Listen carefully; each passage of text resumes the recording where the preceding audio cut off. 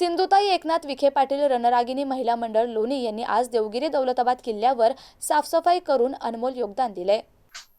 शालिनीताई राधाकृष्ण विखे पाटील यांच्या मार्गदर्शनाखाली धनश्री सुजय विखे पाटील यांच्या अध्यक्षतेखाली 7 वर्षापासून या संस्थेच्या वतीने सामाजिक उपक्रम राबवण्यात येतात।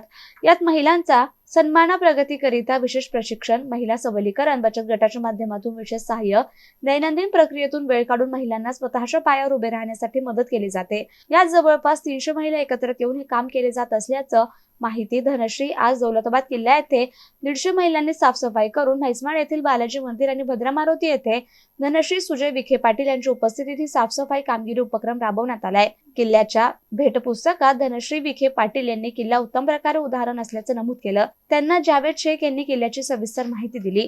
किल्ला पाहून त्या सर्वांनी आनंद व्यक्त केला। Javed Shaikh, MCN news, Daulatabad.